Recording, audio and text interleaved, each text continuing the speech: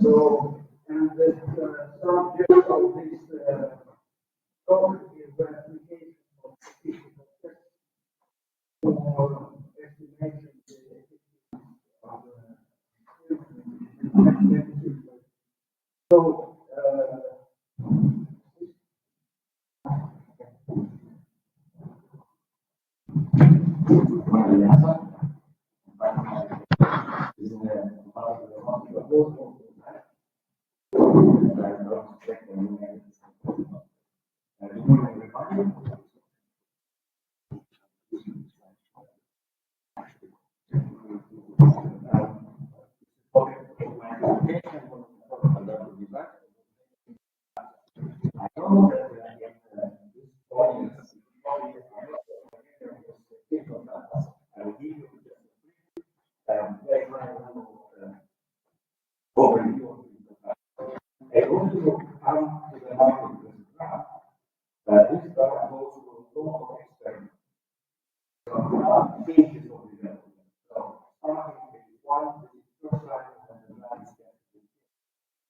it's mainly on testing the safety of the drug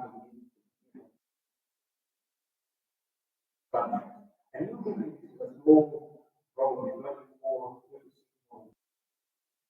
usually men, up to 25 years. So they are getting the drug and only what is the reaction of the body to the drug. So that's very easy, but the point is to find the maximum because if you need too much dose, it's not helpful. But then the most important stage of the problem is so-called phase 2 or dose range. So this is like the point. On this stage of dose range, why dose range?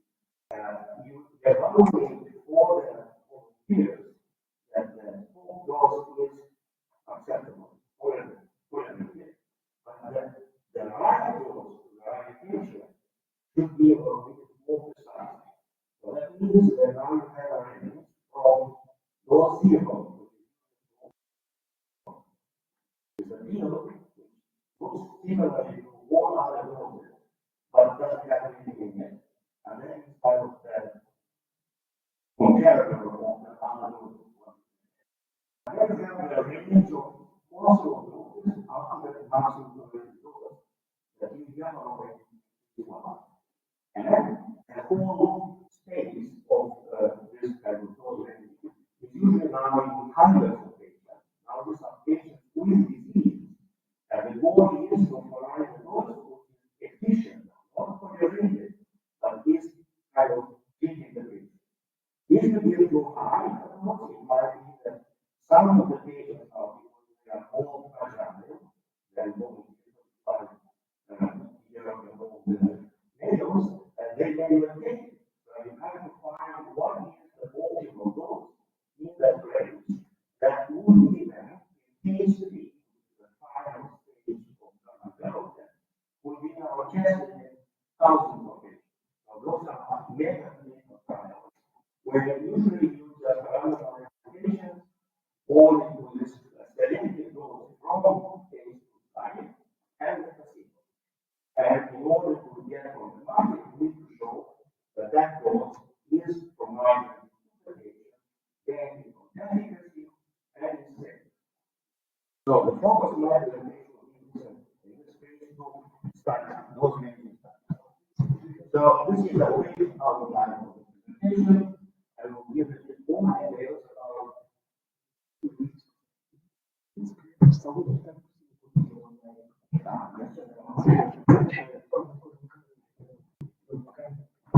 okay. So this is the brief. Can you hear me now?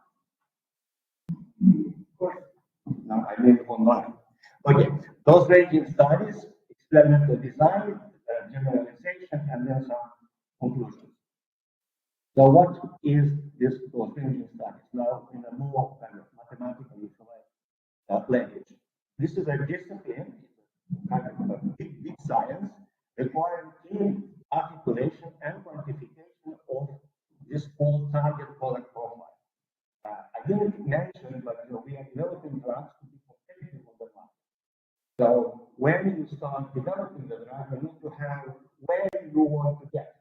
So what kind of efficacy your drug should achieve at the end in order to be competitive on the market. So that is all this kind of expectations of achieving the desired effect size. So for example, if it's like diabetes, the primary endpoint on diabetes is this hemoglobin, right? So you want to, and on the market there are drugs which achieve this level of hemoglobin reduction.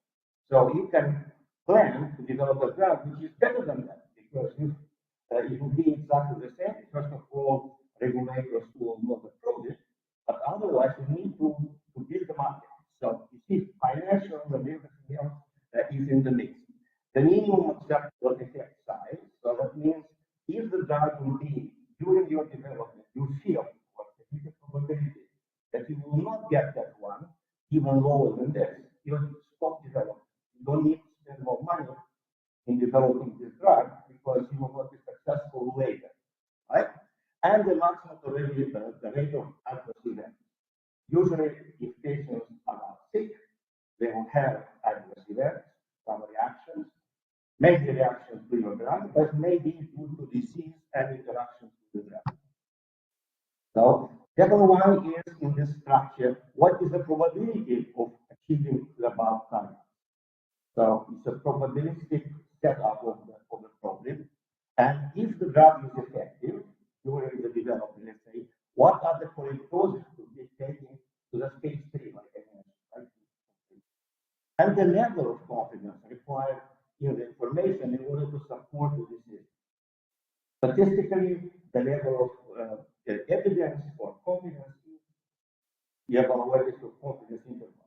You have the estimator of the treatment effect.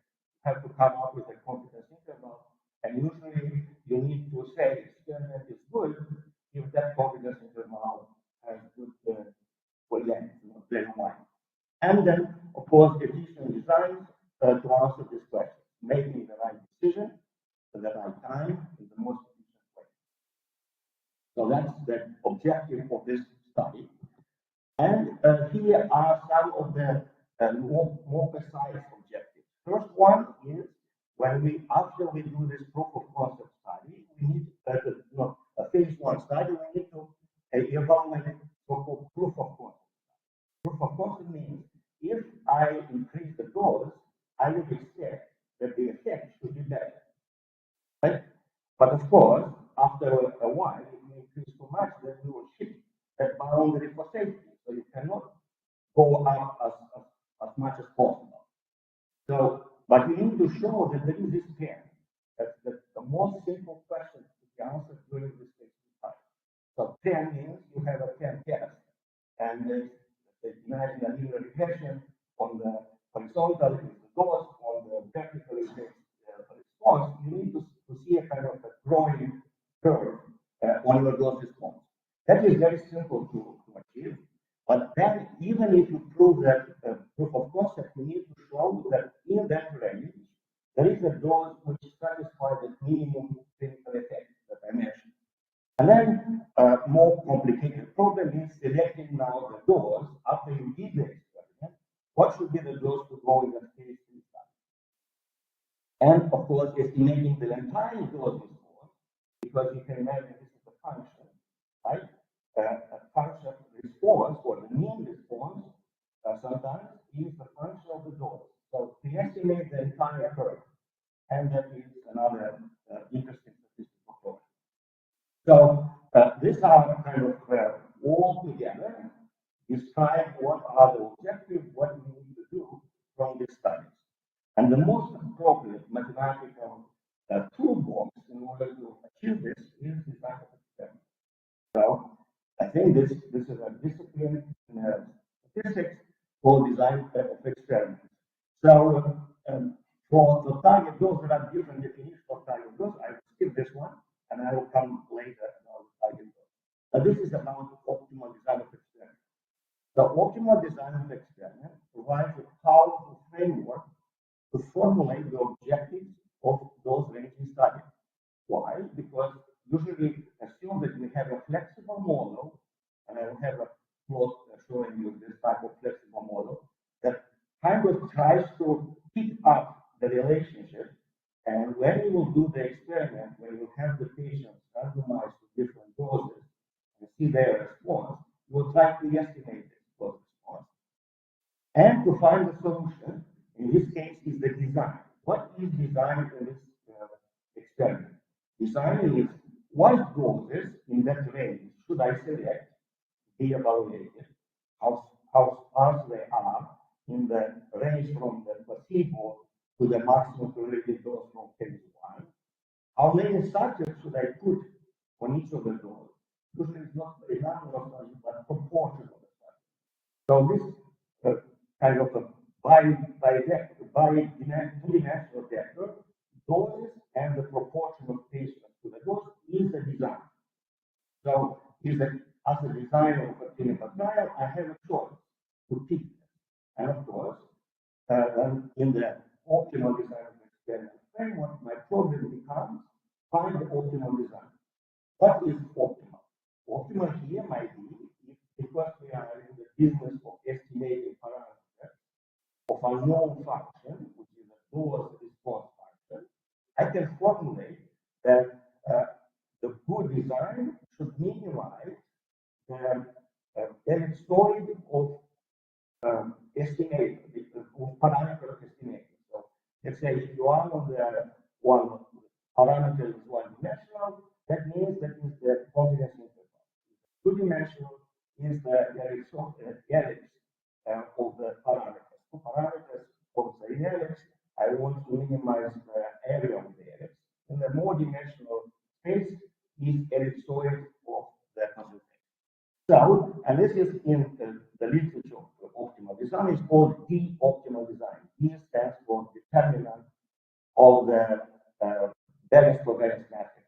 Or differently, you know that there is a relationship between variance covariance matrix and Fisher information.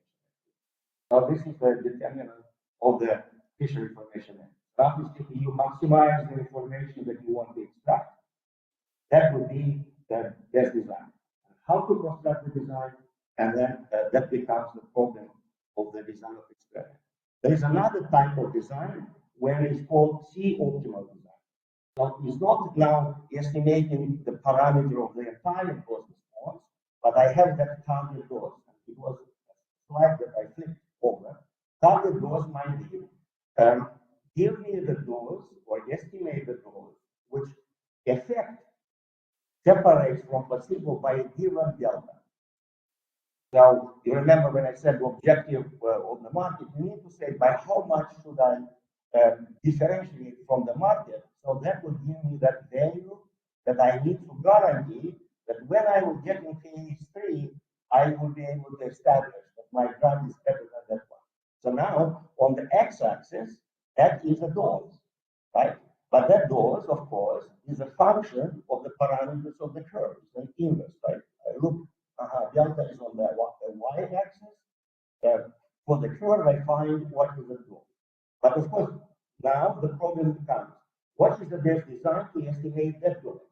If I would know the parameters, I would put all my subjects on the dose. But I don't know.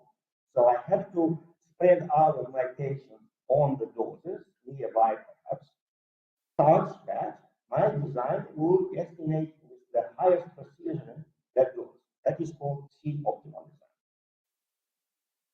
So let me show you some formulas. So the most, flexible, but at the same time parsimonious model that is used in those ranging studies is this sigmoid Max model of four parameter logistics. On the x-axis, you see the doses. See 0, 2, 4, 6, 8. This is the kind of you can transform them in milligrams and something like that. Doesn't matter too much. It's the shape what does matter here. And you can see that the mean curve of the dose response has 4 parameters. Theta 1, in this case, decreasing the value is good. Right? So you see placebo sits on the top is 0. Right? And then if I increase the dose, this curve goes down. So that means I reduce the whatever endpoint is there, probability of stroke. And it's going down, and there is an asymptote on the bottom, right? That is that theta 2 value. And then is this Emax model. X is the dose, the power that is called field parameter. That parameter, what is driving this curvature here, or the tangent at this point. This point here, this dose in this graph, is so-called ED50.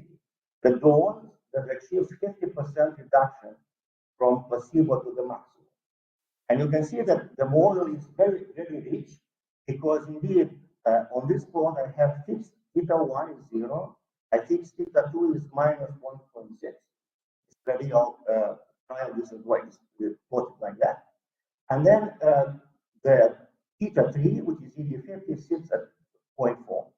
So all of these curves are having the same 3 parameter fix. I'm changing only theta 4, which is this plot. And you can see that I can cover quite, by changing just one parameter, I can cover the space of possible unknown dose response curves. Now, if I also imagine that I shift also theta 3 from here to here, I move all these curves either to the left or to the right. And another one, theta 2, helps me to also cover or try to estimate very well the entire space from 0 to 1. So this is why we call it as parsimonious. So it has very few parameters, but already covers all possible dose response predictions. So this is the core of the design of experiment. Then we will try to run the experiment to estimate these 4 parameters. So the problem now is in a 4-dimensional space, finding the design which estimates best this dose. Now, what kind of designs we can have? This is a mathematical formulation of that view optimality. You see, is determinant of covariance of the unknown parameters. Right? When I estimate them, I want the determinant of covariance. That's the ellipsoid of parameters, and I want to minimize the determinant, and that determinant is related with the Fisher information matrix. Or is the inverse of that? The better one is equivalent to maximizing the information. So it's natural, right? You find the design that maximizes the information I can extract from that experiment. A design is called C-optimal if minimizing this variance of the target dose, and it can be approximated by this relationship.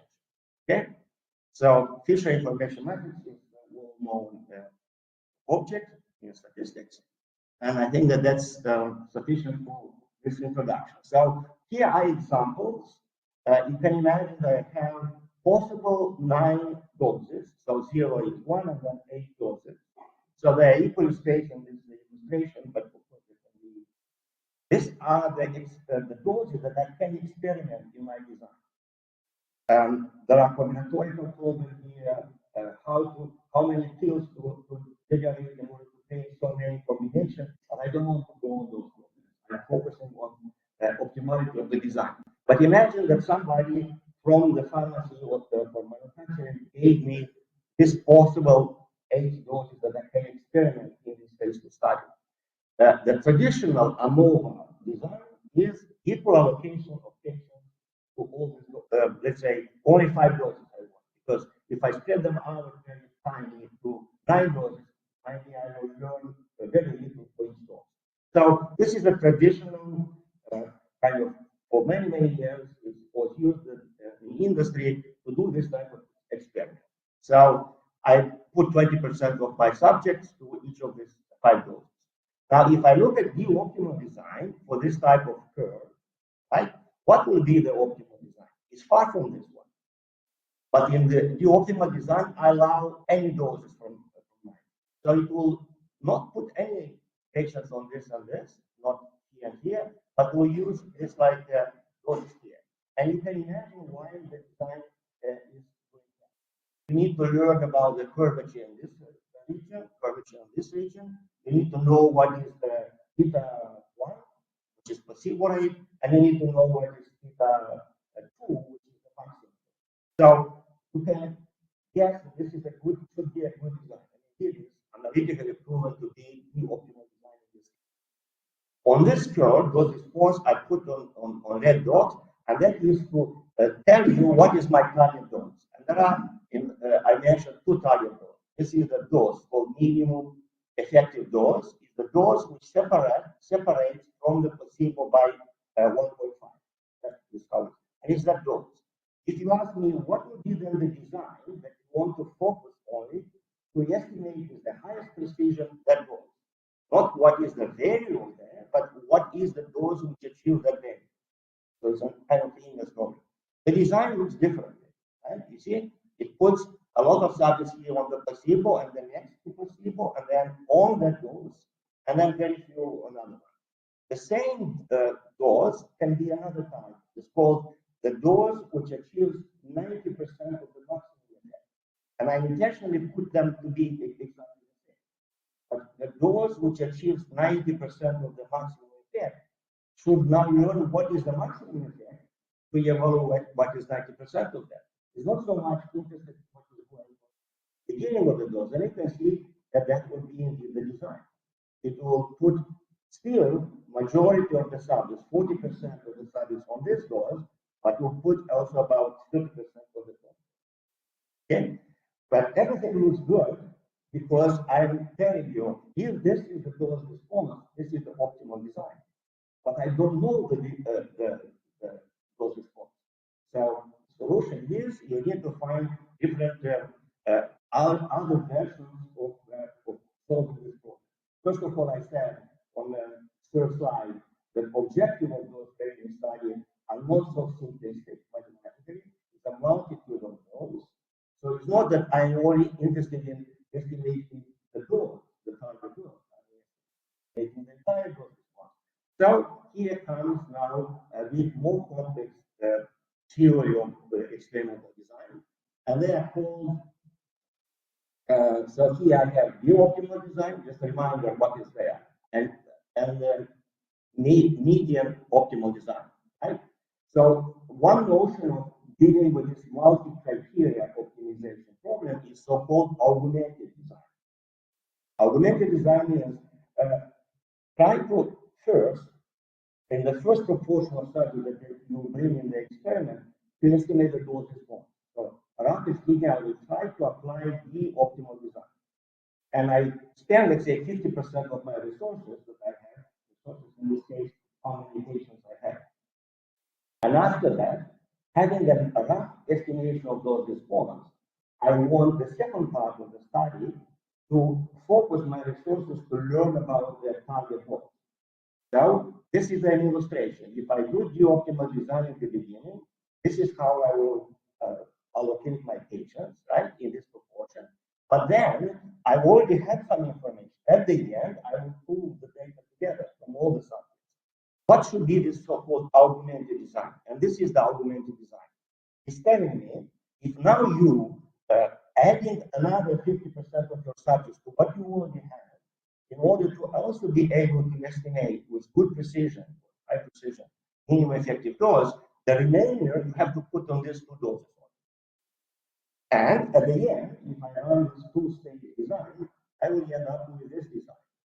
So it's called augmented DC optimal design. So this design now tries to solve 2 objectives at once.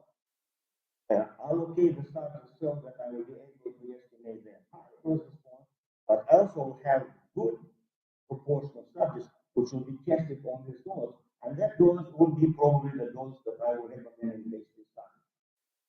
So everything that I'm saying is for one endpoint, but usually we measure many endpoints in the experiment. So this is usually called primary design, and I will show you that later how to generalize this to several endpoints. So why then is important to have a lot of subjects on this recommended dose? I probably don't need to know about what is the performance of different endpoints at different doses, but I need to have a bit some knowledge what other endpoints are, how other endpoints are performing at that selected dose. This is very crucial to have good enough of, amount of subjects on this dose. And I will show you that on this one, if I go back to ANOVA, you see, ANOVA, because I didn't know a priori, I didn't have anybody on that dose. I then had to rely on interpolation at the end of my design to find what would have been the response of the dose if I rely on this dose. And here is this dilemma. I don't know the model. I'm trying to use the model to summarize and build the design. But like George Fox was saying, there are no two models, but some of them are useful. So here is exactly the approach. I have to find a model that will help me to run the experiment, but I need to be careful at the end to not rely heavily on this model because this is an approximation of the real life. So this kind of dilemma is what is at stake here. Okay, let me go a bit and show you a table. So on this table, each row are different designs. So you see ANOVA is on the bottom, and on the top is the optimal design, minimum effective dose design, ED90 design, and this augmented design. So I didn't have a chance to go through all of them, but it's not important. And here is kind of efficiency metrics of different designs. And there are D efficiency, medium efficiency, and EDP efficiency. Efficiency by those are two are C optimality for different.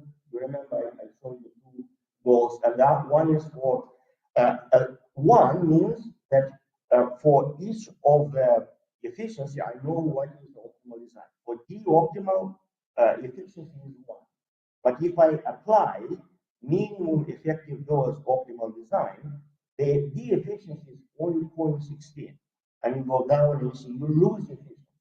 Let's take A mid this one, 86. I'll explain what these numbers mean.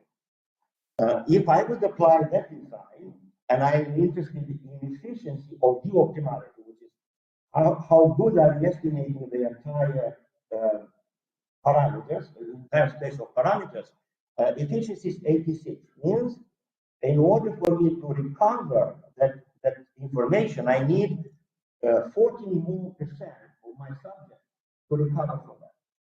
So it requires having more subjects. Of course, I will use the historical information, but here is now the cost of the time which comes into. So you will try to find a good balance on a design which achieves good efficiency across all these efficiency parameters. And you can see that some of this, let's say, augmented design perform quite reasonable. If this one, see, is not losing a lot like this type of and of course, here now comes a second part of my is about adaptive design. Everything here in the terminology of extended design, they are called locally optimal design. Locally, in what sense?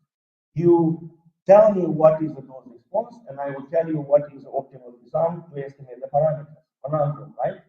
I want to estimate the parameters, but I need to know the parameters in order to build the design. There are different approaches. One is what Anatol presented yesterday, minimax approach. So you say, try to find a design which minimizes the worst estimation. It's not so useful in pharmaceutical, but it's one of the optimality methods. Another one is the Bayesian.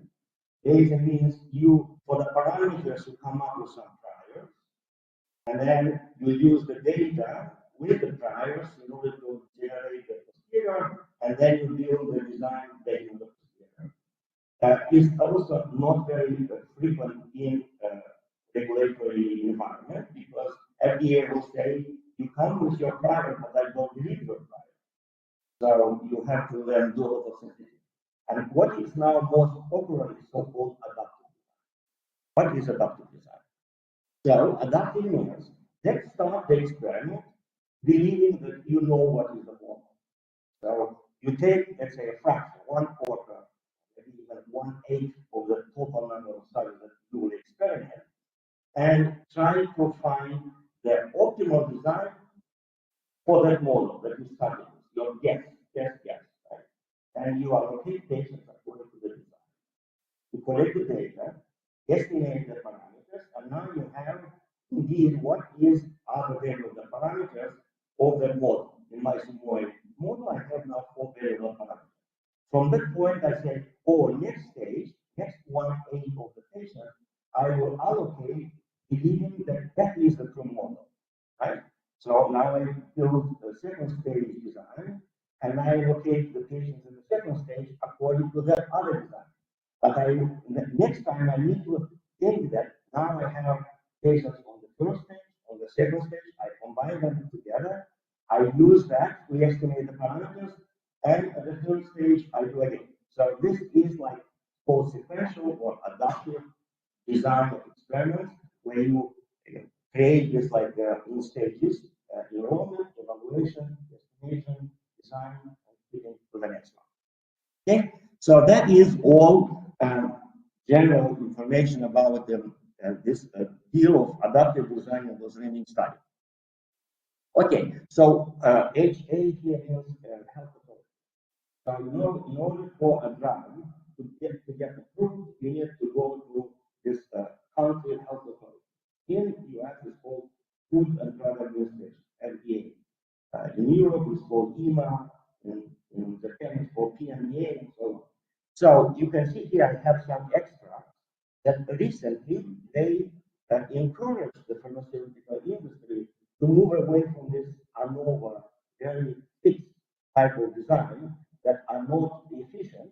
You saw the, I showed you in the table that is losing, of course, all three efficiency ANOVA. And these are like now they are approving this fit for purpose is one in the European, it's called the opinion, and they are, you can read it in small script here, but they are encouraging to use this model system, model report, model-based type of design. So this is why then we are trying to be more aggressive in applying this type of design in our experiment, in our clinical trials.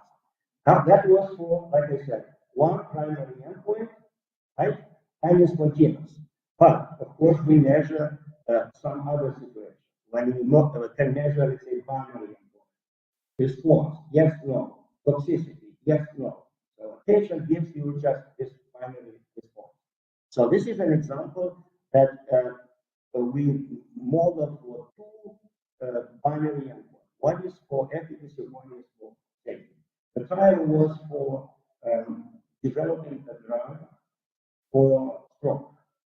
And when you develop drug for stroke, if you increase the dose, the mechanism of action of the drug is to dilute your blood so that the clots will not be stuck, right? So if you have viscosity of the blood very low, those clots will not stop. But if you increase the dose very high, now you can have bleeding because now your blood is not coagulating. So it's a very tough problem now because you need to find a middle ground. You increase, but not too much because you have kind of two conflicting endpoints. In this case, Y means probability Y if the patient did have a stroke is Y is equal to 1. If they have a stroke, Y will be equal to 0. Z is if they have bleeding or not. If Z is equal to 1, they did have bleeding. If Z is equal to 0, they didn't have bleeding. And now we need to model now marginally what is the probability given a dose X that patient have no stroke. And you want this probability to be larger than some threshold, Q sub E. If it's smaller than 20, I'm not interested in the graph. I need to achieve at least 20% probability. But on the other hand, probability that the patient will have bleeding should be smaller than QT. Okay? And then, of course, what is my interest? my interest is to maximize this probability that I didn't have a stroke and I didn't have a bleeding.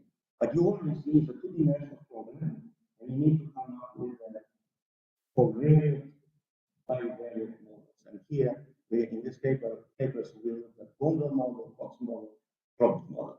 The optimal dose then is the dose which achieves that maximum. Okay? I have a graph here. I hope it will be useful. So on this one is on the x-axis is the log transform of the dose. So it's going from minus very small up to maximum. What is in red? This means that that is a not interesting range that I would like to experiment. Why? Look at the right red. Yes, the toxicity curve. Okay, good. So this is a toxicity curve. This is probability z equal to 1. As dose increases, the bleeding will increase. Probability of having the bleeding will increase. This is probability of no stroke. If I increase the dose, yes, it will not increase. The probability will also increase of not having stroke. Or you can look at 1 minus that will go down. I think this is much better to look in this way. Doses beyond this are not good because the probability of having bleeding is very high, higher than this QT, which is 30%. Over here is not interesting because it's more, the efficacy is more than 20%. This green is called therapeutical range. So in phase 2, I need to evaluate my doses in this therapeutical range, and the optimal dose is this dose, because this is indeed the probability of y equal to 1 and z equal to 0. So it goes up and then goes down. So I have the formulation, what is my target, and I apply optimal design in order to run the experiment and evaluate what is this dose. This will be the dose that I will take in phase 2 study. And this is how this optimal design works. Okay? So another generalization, you have still efficacy and safety, but now both of them are continuous. So I use a model, statistics for modeling two-dependent variables is normal, two-dimensional normal with mean mu mu z, and various correlation. Okay, so now I have the mean of first one, efficacy endpoint, is actually more in the maximum control. And safety now is an exponential growth curve in x, right? So then you can go and calculate what is the conditional mean efficacy given acceptable safety. This object, quite complex, because has this object here, which is the density of the distribution and cumulative function of the normal distribution. But you can formulate the problem exactly in the framework of optimal design that I mentioned. So optimal dose then is defined as dose that maximizes this conditional expected value of the primary endpoint for efficacy with restriction on the safety. And these are designs. So these are curves. So this is the efficacy curve. This is this like safety curve, and this is that conditional expected value. So the optimal dose in this case is this one. Another generalization is now both efficacy and safety endpoints. This direction. One is efficacy is binary. Anyway, let me show you another generalization. This is when you have one drug. We develop not only one drug, but two drugs. This is called combination of the drugs. So now you imagine you instead of operating in one dimension with X, you have two dimensions, right? So in this model here, you have dose 1, D1. This is the dose of the first drug. D2 is the dose of the second drug. And I need now to model what will be the response. In this case, is binary response, yes or no, but it depends on two doses, D1, D2. And we found this model which has very nice properties, and we are trying to use the model in order to use exactly that model that will be used in building the optimal design. And it's a very good one because sometimes we go to the combination only when you know what is the so-called monotherapy, what is one drug doing to the disease, what is other drug doing to the disease, and usually you combine them to hope that they will have a synergistic effect so that the effect will be higher, but you will maintain safety it is. And in this experiment, you can see here that if this row is kind of a relative potency of D2 related to D1. If one of the doses is zero, kind of placebo, you recover what is the monotherapy response. So that if you have previous experiments, you can use that information in order to use here. And otherwise, you have to estimate that now this beta 0, beta 1, raw, and this gamma. Gamma is kind of a sort of combination effect of D1, D2. So this is the marginal effect of D1. This is proportional effect of D2 relative to D1. And this one now controls the correlation between the joint effect of D1 and D2. Okay, so that's my last slide. In conclusion, optimal design of experiments provides a powerful framework to address the complex objectives of those ranging studies. Adaptive designs improve precision of target dose selection and dose response estimation compared to traditional analog design. And adaptive, this model-based dose ranging methods should be routinely considered in phase 2 practice. This in our company, we moved away from analog type of design in running our phase 2 studies. So all of this model-based studies. So, thank you very much.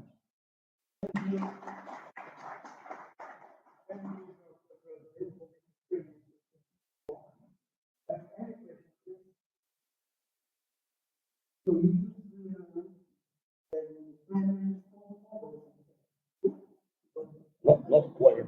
So the first one is continuous endpoint. Then I show you the example of continuous. You have no possible combination.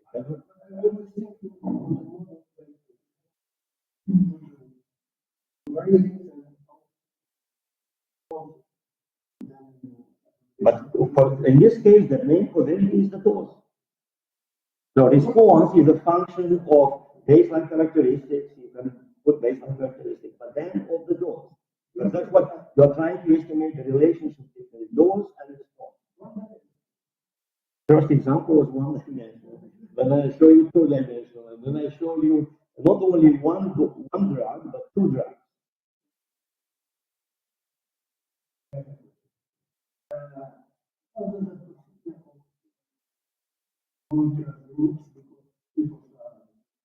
Yeah. Yeah.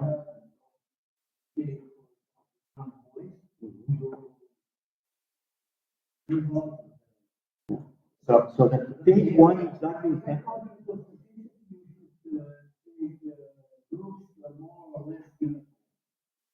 Very good. This is why is on in this stage. Phase 1, you cannot try a drug which never was tested on humans on the patient. So this is why it's around in volunteers. The company will pay you to participate in the experiment, and they will test on you if your body takes the drug. And for safety, it's also important what will be the safety by you being 22 years or 27 years. There is no big variability. This is why phase 2 now becomes very large, because now you are testing all the patients.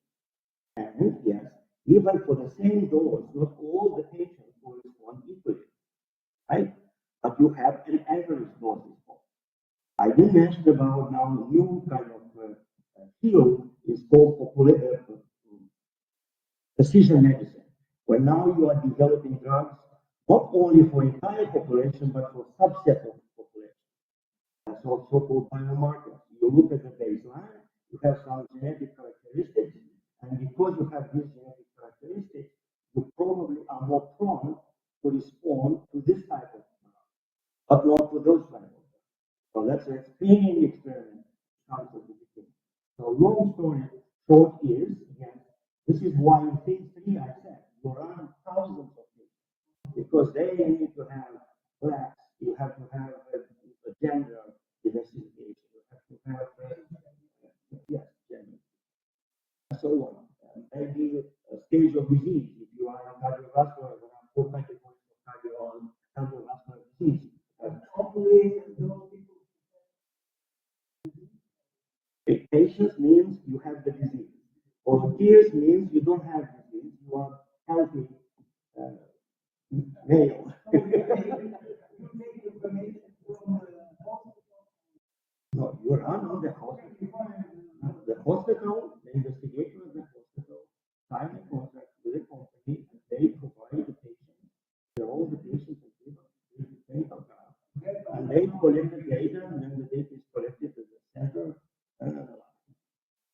Thank you. Other questions, please? No? Then thank you very much.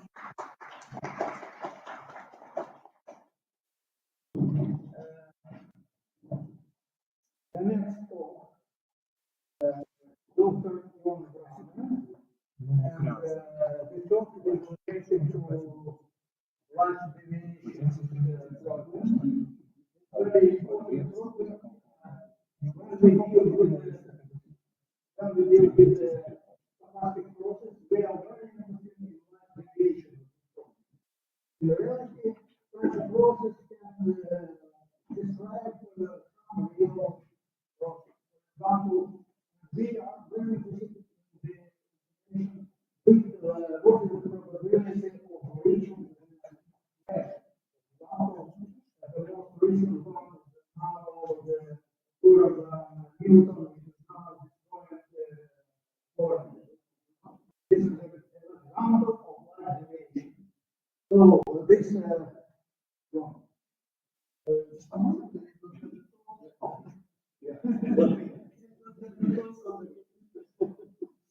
yeah, and this topic is denoted as legal clearance and large deviation for products. Yes.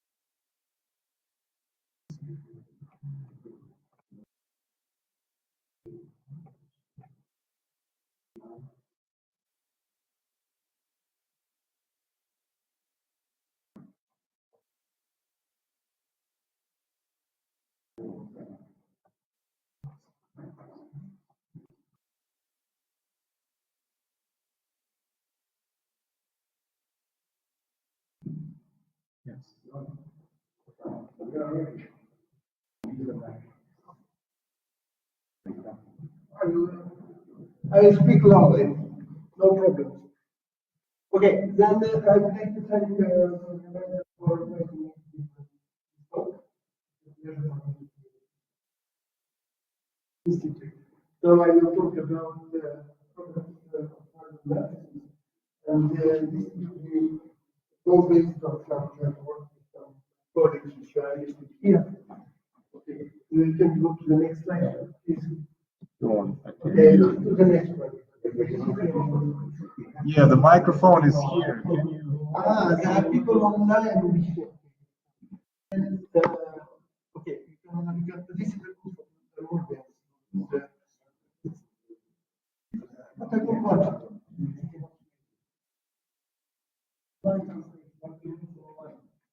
Please take a seat on the microphone. Okay. The outline of the talk is, you can see it here,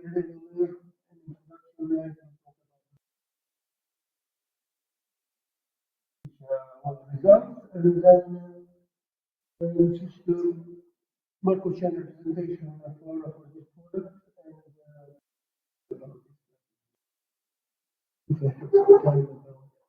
and some applications way is this one. Okay, this one. Okay. To deal with this product of mathematics, let me introduce a very linear vector space which is hard to and it will be endowed with vector norm. Here in this case, we will talk about the positive norm. So by G, I will denote the set of beta and D real invertible matrices, and this operator norm. So currently, I will speak to the result of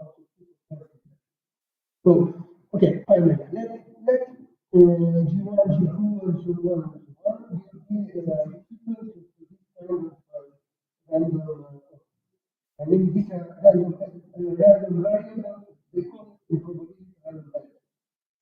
Random variables with values multiply them. And so the average will be the product. I mean, the left product. That means that we take one metric, multiply it from the left by another one, and this will give you a random in the group, on the group. But this kind of random walk in groups are studied usually by acting with the result and with this product on some spaces. This is the usual way to study the properties of the groups. So then I will take a vector as a starting point. And so in this case, we can look at this random walking of the group in the following way, that's more familiar way. So you have a starting point D, and then take a matrix, multiply this vector by the matrix. And then you get a new point. And then on that point, you take a new matrix actually and get another point and so on. So this will give you a random walk here, okay, which is governed by action of matrix. Okay, this is, and what is interesting to study is the norm of this result. Why the norm? I put here in the point 3 one example, which might be that is not dealing with the invertible matrices, which I put it in point 1. But if the matrices are positive, I will take a branch, multiply branching process. And multiply, this means branching process which has several types of particles.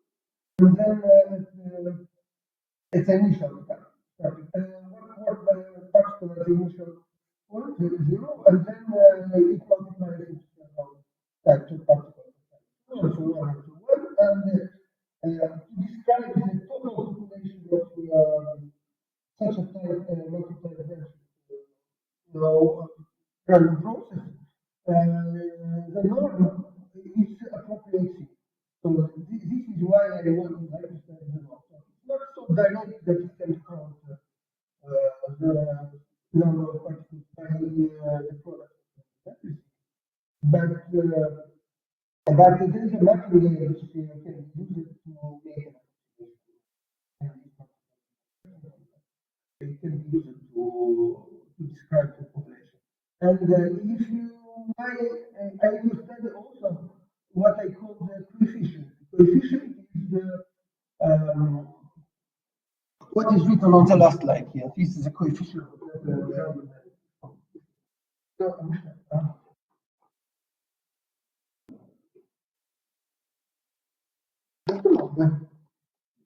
This.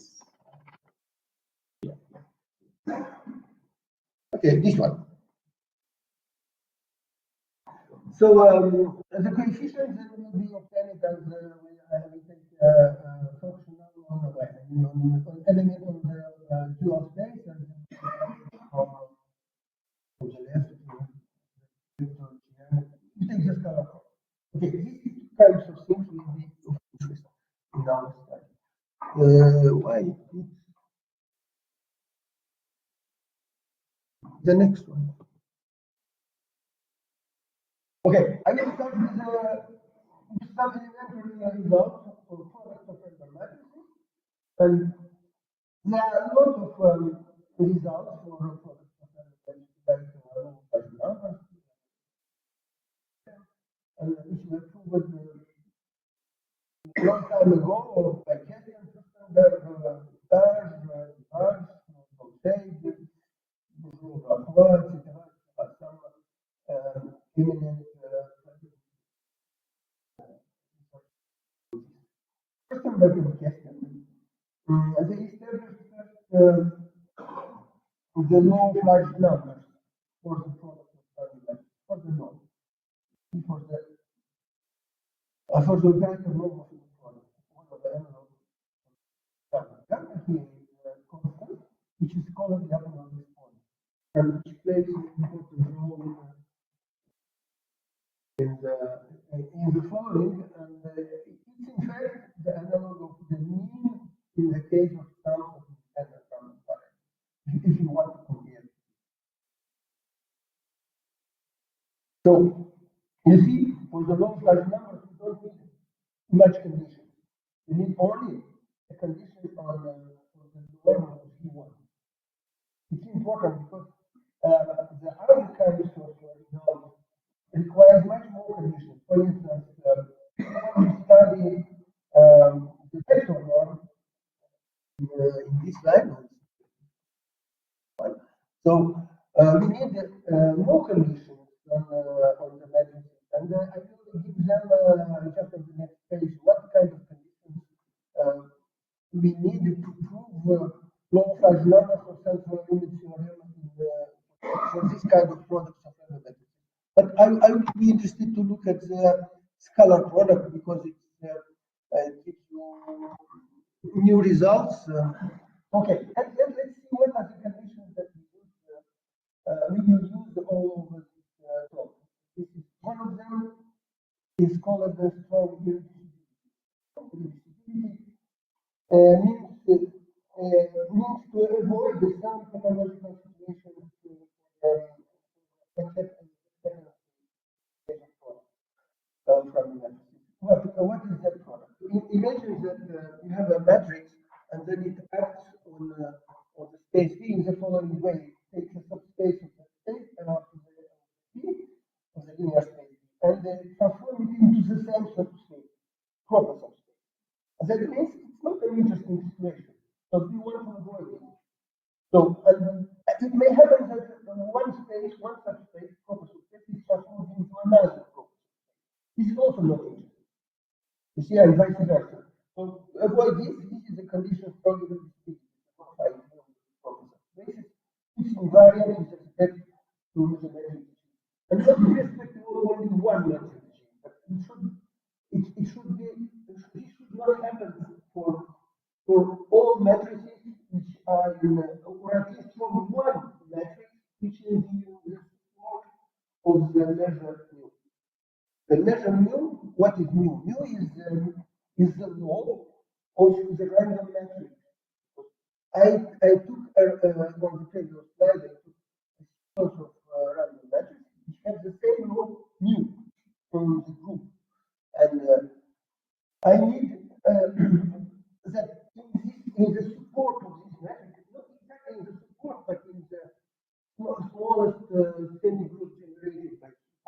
base in group generated the small generated by the support. And in this support, there should be at least one matrix, which is not bad. Okay, this means this proximality means that there is one matrix, at least one matrix with right into the value.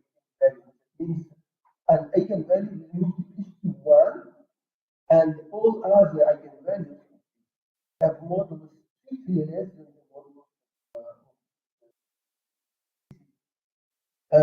proximality. It's not so innocent this condition, but if I will have time, I will talk later. Okay. An example of this matrix is this here. I mean, Dirac measure, the sum of two Dirac measures based on these two matrices. I need also the moment assumptions. These moment assumptions will be concerning this particular which is the maximum of the norm or maximum of the norm of the inverse. Okay, maximum of these two quantities. Yes, so you have an exponential moment if you have an exponential. If the logarithm of n has an exponential moment, and if you have moment of order t, then but these are the conditions I will do later. So, and now what is let me say what is one of the latest results for the scalar product in the sense of the law of large numbers. What we can prove for the law of large numbers for the scalar product is the following theorem. Under the first moment assumption, then we can prove that one of the modulus of the product converges to the exponent in probability and in L1. And this is called a weak law of large numbers. And to have a strong law of large numbers, we could not just under the assumption. We need more moments. And it's an open question, how to prove this like numbers at the first moment. There is some also that's why I put it because there is some movement in this sense. It's not so easy to get the optimal moment for the overall function. Okay, and I believe this. This is one of our results. The central limit theorem is also true in this case for this product of elements. And it takes this more or less usual formula. So the logarithm of the vector norm here minus n times n, and it's a super. And if you divide it by some sigma n, so the law of this guy is converges to the normal. Usual formulation central limit in probability. Okay, but this is just for the norm. Okay, this is the phi of t, the normal standard norm. Sigma square is a number which is called the assisted. Okay, for the scalar product, such kind of theorem has been proved a long time ago by Gilardi. But what is interesting here, which I mentioned here in the red, that this is proved as the exponential. And until now, it was not until recently, it was not known how to prove it as optimal. It was just a development.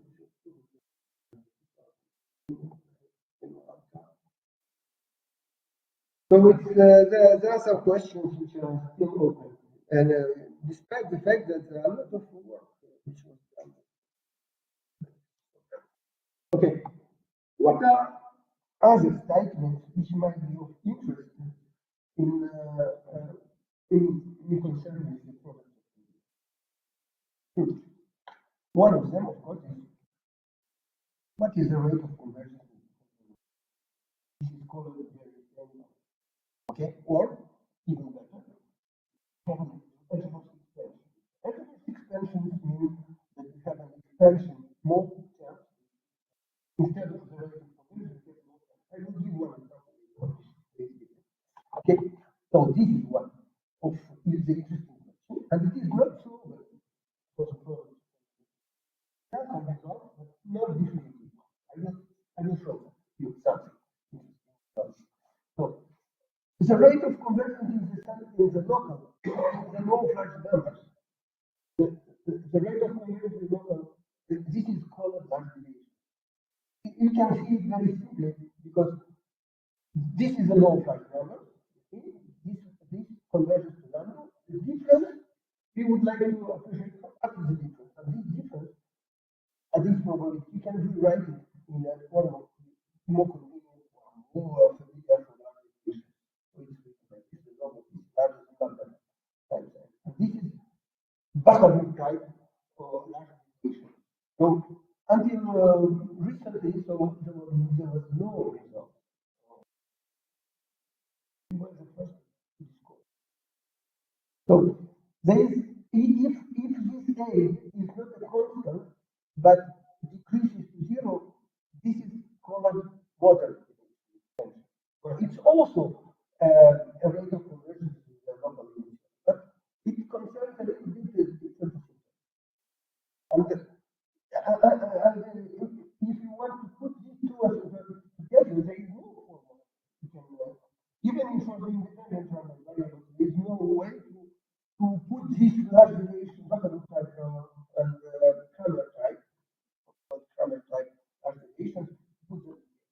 Okay, and another question which is of very high interest in all this theory and probability is so-called local limits, which concerns the behavior of this probability of the probability that is different from each other. Normally, it should behave like the okay. This is these are the problems which we are interested in, and I will try to respond at some of them because I don't have no time. So, what are the main steps to learn to solve this problem? This is market representation of the product. How we will deal with it. This is the idea of what we do. This is we will represent the normal, right? Normal and the additive market. And then you study from the same spectrum, and then you try to Fourier transform operators. And this will be allows to classification. And what will happen to be crucial in this study is that we have to study the cover instead of just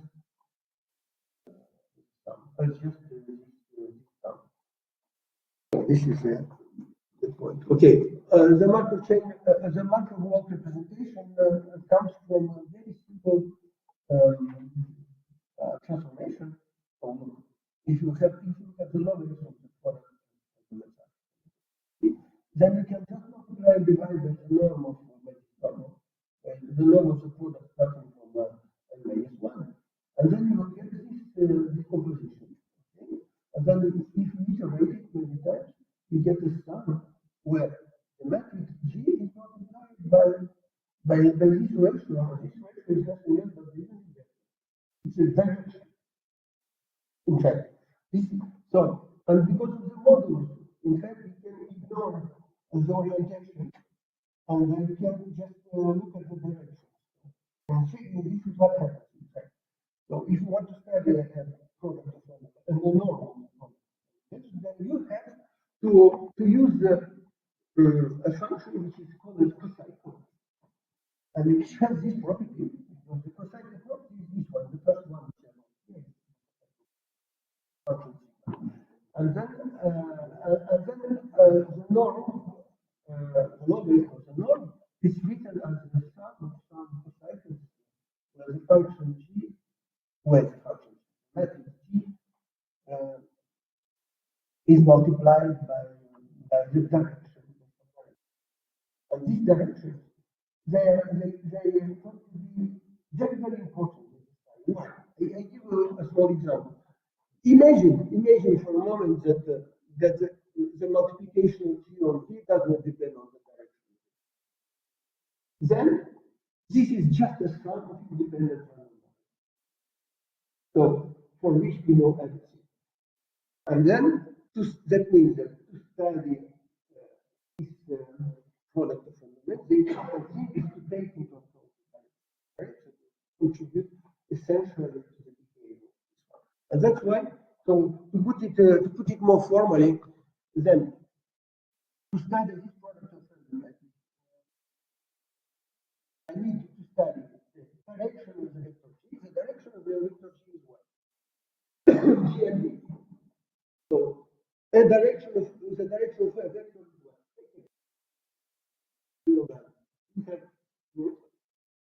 We have the direction.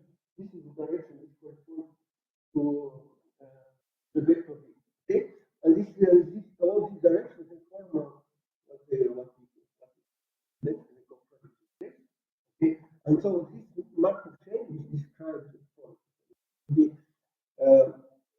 Markov chain which is values in the projective space. Okay, that means that we have a Markov chain which acts as a projective space, as a set of the directions. We take one direction, take a matrix, and we multiply it. And this is so in fact, look what we have. We have two kinds of actions of matrix of the vector. Usual multiplication and the action of the matrix for the direction. That means you multiply by the vector and then you take the direction of the vector. So this is the norm is represented by the norm of this vector. And then it's additive function of this two-dimensional Markov chain. But this component acts on the projective. And so, as I told you, that we have to study this Markov chain. To study this Markov chain, we have the transition operator. Okay? The transition operator, I didn't know this transition operator, but to study, for instance, to prove the central theorem, the usual way is to look at the Fourier transform and to study the Fourier transform goes to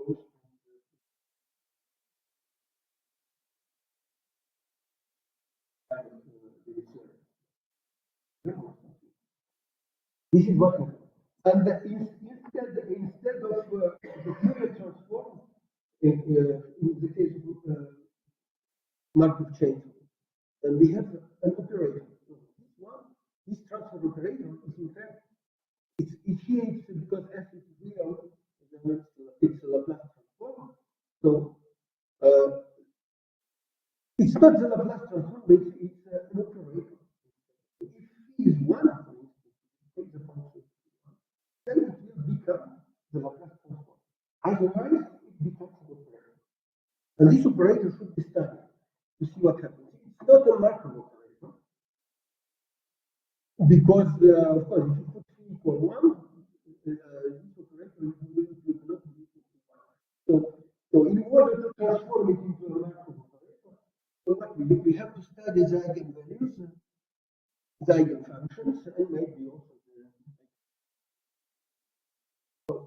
indeed, under the conditions IP and the exponential moment, one can prove that there is an eigenvalue which is denoted by Ks. S because there is an S being the Laplace. Okay, and the function, this function K as the function in S is also can be studied. Okay, there is an eigenfunction. So in S, the eigenfunction is on the projective space. Okay? This is a function of the projective space. It is bounded from a point from below. Zero, it's positive. It's separated from zero, it's separated from infinity. And there is also a possibility, otherwise it should be defined as it is for the active function. Many active functions. But this relation multiplied by 2 is also an eigenvalue. It's also an active function. Okay. All these guys are analytic in S, in the respective Banach spaces, because there is a spectral gap on some Banach space. So what means the spectral gap? This one. This relation means that there is a one-dimensional projection, which helps to describe the power n of the times. Then it somehow you project everything on one direction, which is described by this operator. Okay, and Ks here will play the role in the one dimension, in the real case, for sums of random variable and independent random variable. This will be like Laplace transform. The Ks will play the role of the Laplace transform. So, and this Banach space is it's a space of further functions of the project. Okay? With some properties I will not describe. So this is the spectrum gap problem. What? To do with the large deviations, I need to make a change of measure. And this change of measure is, of course, it can be operated with finite eigenfunction and eigenvalue. So if we divide by this, then the new operator will be Markov operator, and this Markov chain will have by the Kolmogorov theorem, there will be a probability measure generated by this tension. And this can allow me to define a change.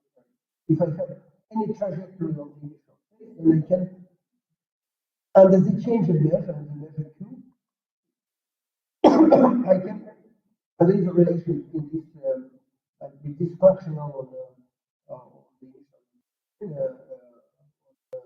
which relates this one of the thinking on the new probability. This will help us to compute the large deviation. Let me see how.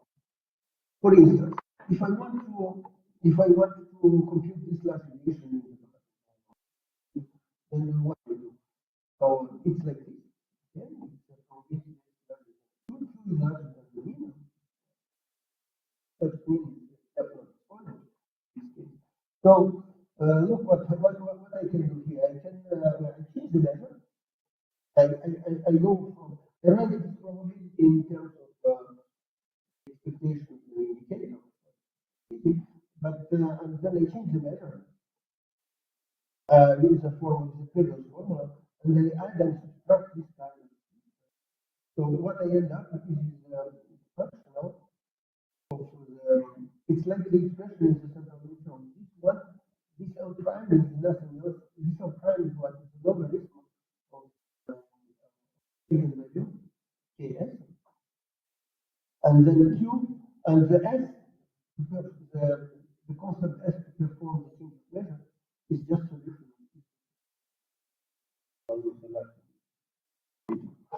So this L prime is the mean of this of the random walk I want to study, and change of measure, the new mean. So I can apply here to study. The only difficulty or the difference with the classical case is that there is a new function here, which appears. It depends. This is the RS, I recall this is the eigenvalue. Oh, sorry, this is eigenfunction of the person. And this depends on that Markov chain, which describes the direction. Okay? So this is the difference, and this is the difficulty. But if you want to prove a large deviation, you have to apply the very same thing. And this guy comes in addition to what we know. So let's see how we can. So we need a very simple theorem for this couple, not only for the Markov walk that we have. Markov walk. This is the usual theorem, but we need with the function which depends on the Markov chain. And this turns out to be a very difficult. That's what the, I mean, that's why the imagination could not be obtained. So what we did is we published results recently. Quite. So, a paper where we solved this problem with large deviations and jointly with the Markov chain. So we also have a network in the same paper, which looks like this. What? What? Ah, no, it's small. It's not. Oh, no, it's small because this is one of the already of no. The interesting thing is that there is this branch, the theorem of system, but this is the synthetic type. This is for the normal cycle. We did it also in another paper for the solar product. This one. Okay, so there is another term we should be here. I will not enter to this details. This gives you what the normal distribution plus two terms, which are second order. To prove the second order term in this one. So, what is the key? Well, what is the key point in obtaining all these results? I will try to explain how. I will try to explain this topic.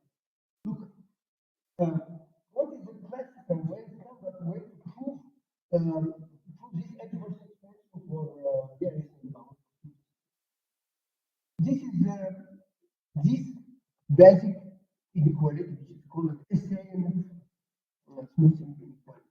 It is obtained by some smoothing techniques, and it allows to obtain precise rate of convergence in the case of dependent variable, even in the case of multi-dimensional.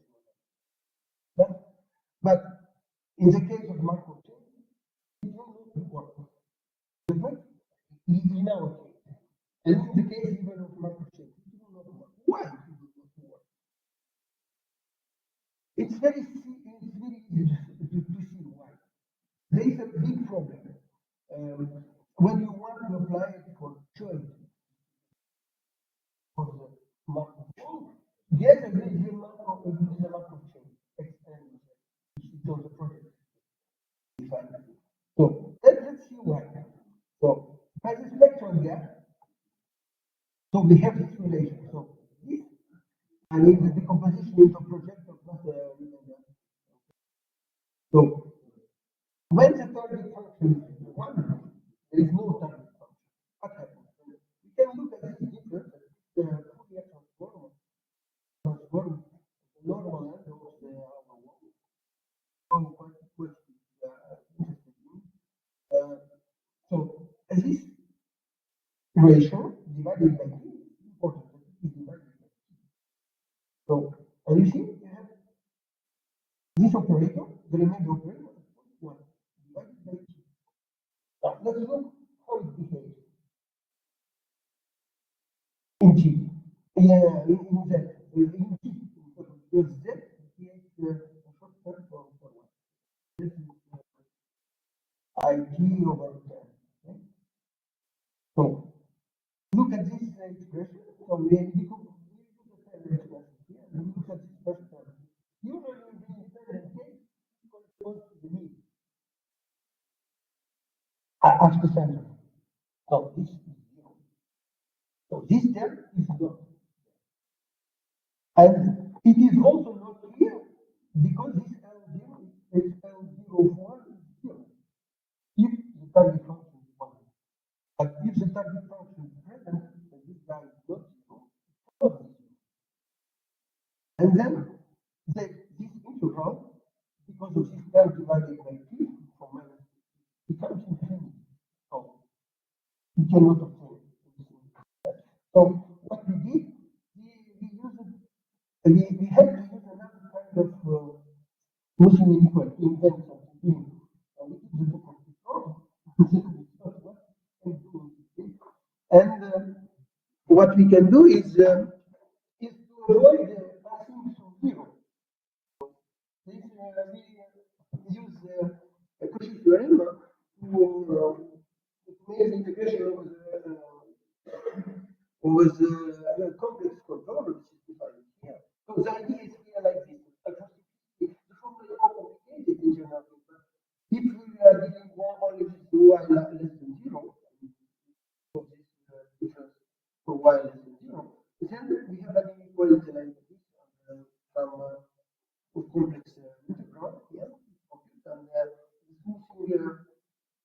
smoothing density should be chosen in a special way. So, and with this we can avoid the fact that the term that causes troubles becomes one, and then no, we don't have plus to 0. So 0 is not 0 something. We put somehow we use some bounds for it. And this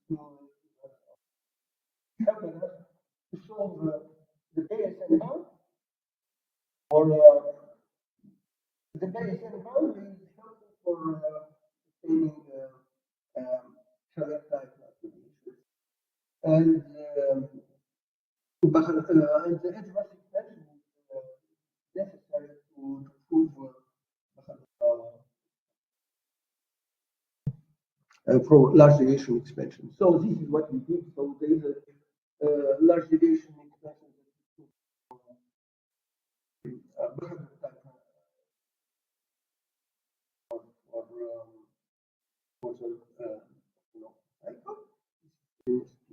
The other one, which is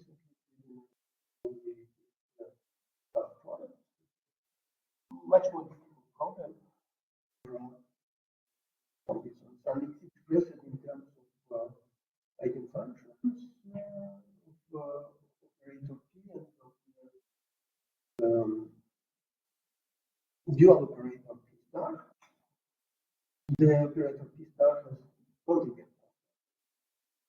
So this conjugate has the same quantity. This result also contains an interesting thing is perturbation.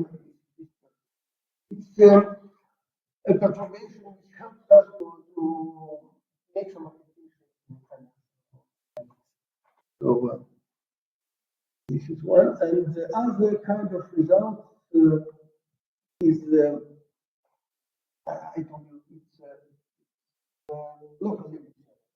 Local limit theorem, so we proved it for the scalar product. It was difficult to prove because it required some regularity of the invariant value. Invariant value is Markov chain. And in general, this kind of result, they say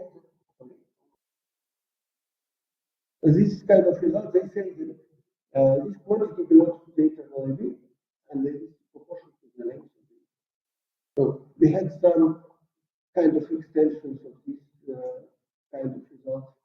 This large deviation when the interval moves to infinity at different rates. It is not moving the distribution. If it's moving at the rate n, then it's a large deviation like this. It's n cubed, it's n also. And what and finally I will end up with this kind of, but not exactly this one, but conditional local limit theory. condition couple of insurance differs from the previous ones. Here it's a rate is the root n, and if you put a condition here, the formulation is then the rate will become n power kilo. This is very useful in, for instance, in this kind of applications, branching kind of walk in well, it's a branching kind of walk, it's not a branching kind of course, it's a walk. It means that you take a point and then multiply it, move, multiply, and create many particles, two or something, and then move them. How to move them? The active submatrix, the active submatrix, move one with another matrix, and then the new one particle is generated. Then new particle is generated with the action of submatrix, and this is a branching from the wall in for the linear group. And what is there are many problems related to this kind of process. We are looking at the maximum position or the minimal position of the multi-value walk related to this problem. And what is here is just kind of is low threshold. But and of the FB, and once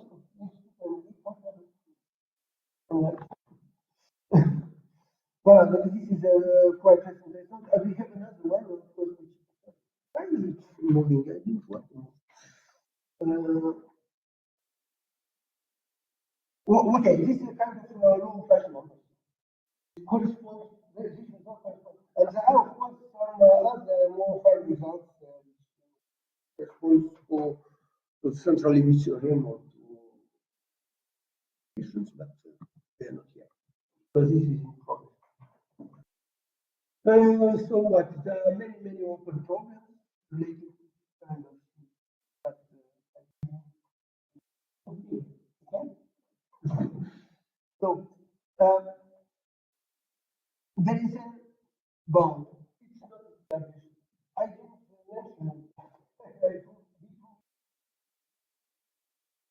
and it's a very difficult problem to prove. For instance, the second one. So tomorrow, no results. Nothing. But for now, for scalar product also. So, but for positive matrices, under some conditions, we have the result of the optimal one. For positive matrices. And this additional condition. The problem is to relax this conductivity. And the testing condition means, for instance, for positive matrix, it's like a boundiness of the coefficient. It's not exactly the boundiness, but the maximum element divided by the minimum element, which is always larger than one, of course, bounded by a constant. This means that they are comparable. But that doesn't mean that they are perfect. They can be small, but altogether not big. Okay? This is to remove this is not very clear how to do it. The question itself proves the results under all the results under this. Okay. In the result, that's our steps to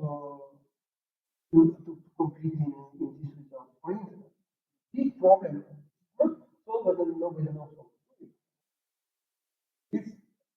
I talked about the alpha relations. And these alpha relations are true for large exponential models. The moment can be very large, and then we have the corresponding large deviation corresponds to this large model. But for negative, for the lower bound, the lower large deviation, they are true only for smaller. For larger S, we will get this small S, but for a larger S, we will not absolute value. No problem. Very serious problem. So, in the low flash numbers, I told you already that it's not clear how to prove the strong low flash numbers. There's some work by a student of Sebastian Berger. Sebastian Berger is one of the very strong persons working on the medical system and this kind of problems.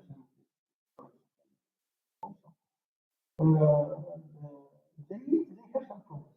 Really, but in legislation, but they have some progress how to do this large numbers for higher progress. And it's complicated, not easy. It's related to the study of the action of the magic on the flat variety.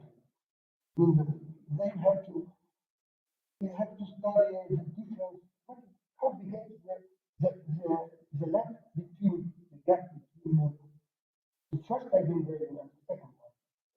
These are some. Okay, this is, and then a local inference for invertible metric. A conditional local inference. We are solving it right now with it's a user paper. And it's related to look at the random walks with some perturbation. I mean, the product of any matrix, yeah, before.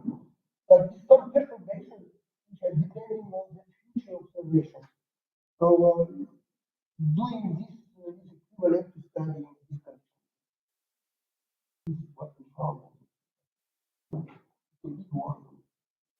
20 pages. No, 2 times. Okay.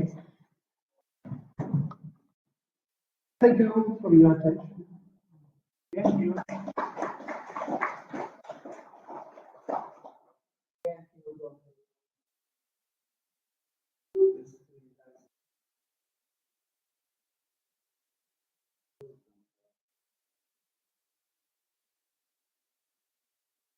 Please, any question? The best one is the internal Any question?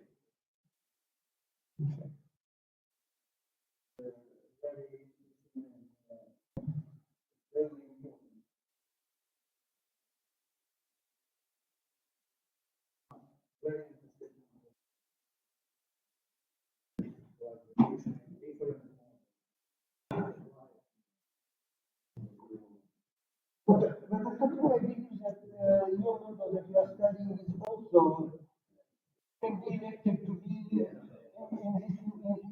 studied in the same way. But it's more complicated, maybe. Okay. Any question?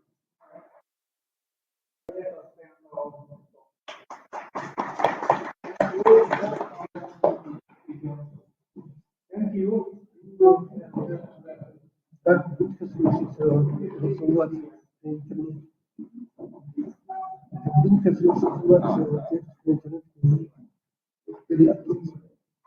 yes, sir.